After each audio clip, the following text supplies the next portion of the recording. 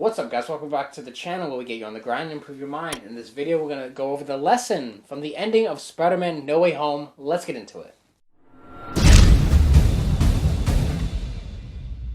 Alright guys, so welcome back to the channel. So we're going to have a good video for you guys today. We're going to talk about why the ending of No Way Home is important and what you can learn from it and how it can make you better. So let's recap. Spoilers alert for the movie if you've not seen it. Why you're not? I mean, Tobey Maguire. Oh, spoilers, whatever. So in the ending of the movie, Spider-Man, Tom Holland's Spider-Man, pretty much gets Doctor Strange to make everyone forget Peter Parker completely from existence. Like, no one remembers Peter Parker was Spider-Man, no one knows who Peter Parker is, and Peter Parker pretty much is just a ghost, pretty much. A ghost. He's living and walking around, but no one just knows who he is. Happy Hogan knows who he is. Happy Hogan doesn't know who he is.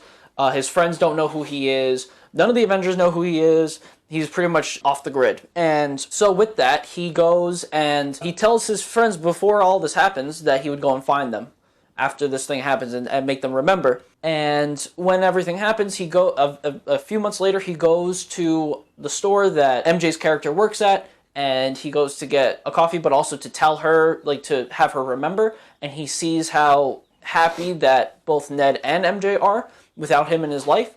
And he decides to actually not tell them and to pretty much just have that one last conversation with MJ and to leave and never, pretty much, we don't know if they'll ever speak again, but I guess we'll find out if they make a fourth one. But he pretty much just leaves and doesn't make them remember anything and leaves them as they were because that they're happy, going to MIT and all that other fun stuff. He has a GED. He's living in a new apartment that kind of reminds me of the original Spider-Man apartment.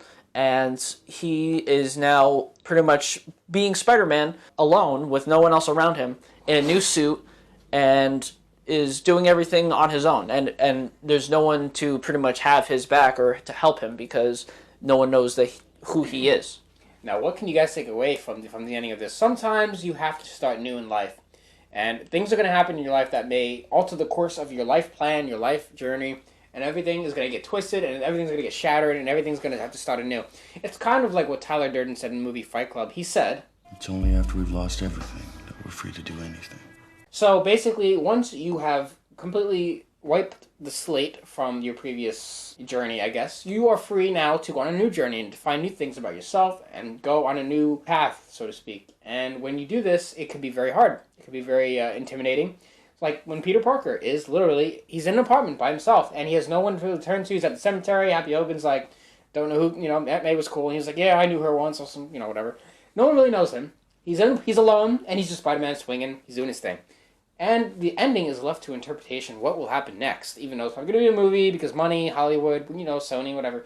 But let's assume there's not going to be any movie ever again. Now the ending is up to interpretation. So you can basically decide. And that's basically you, the viewer. The viewer can decide. You can decide what to do from there, from that point. It's all about starting over. It's all about finding your path. Just because something ends does not mean it's the end of the world. It only means there is new pathways available to you to make things better. You can evolve. You could make new friends. You could make new families. You could do anything you want. The life you live is so broad and there's so many options you have. So it's very important that once you've lost something big in your life, it's never too late to start and get something new. When you know that you have to start fresh and all these things happen, the first thing that you should do, other than understand the surroundings that you're in, maybe you move somewhere and you're starting completely fresh. You don't have anyone with you. It's just you.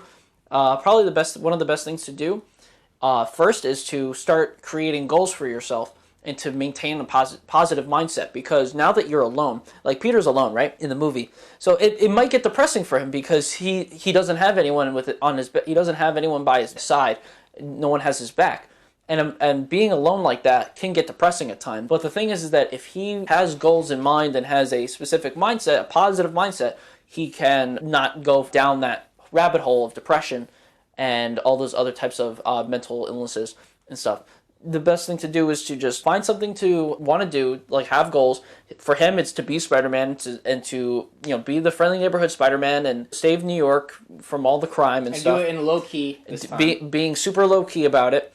And that suit is amazing, by the way. But the purpose of the video is pretty much going with starting fresh, being in a new space, being positive, and maintaining a positive outlook and doing things the way that you want to do it. If you want to, for example, if you want to start a new hobby and you're out fresh, you're doing things without anyone's help or anything like that, the best thing to do is to find out more things about that hobby, join clubs, and learn from other people on your own, yeah, and then try to figure it out on your own as well. And do these things, you know, in a positive way.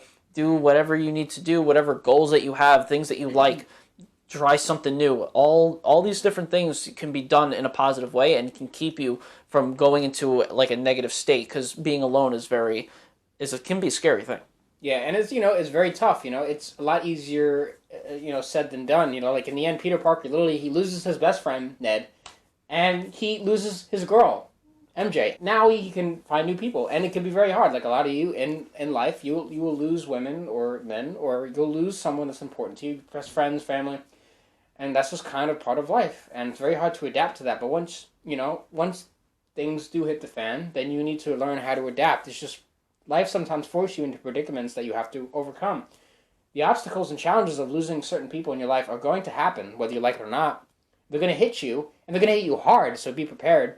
Don't think everything's going to be easy, but it could be very strategic if you could try to adapt to new situations as best as possible and try to maneuver your way in a different sort of life. You know, it can be very hard, obviously said than done, but it's very possible.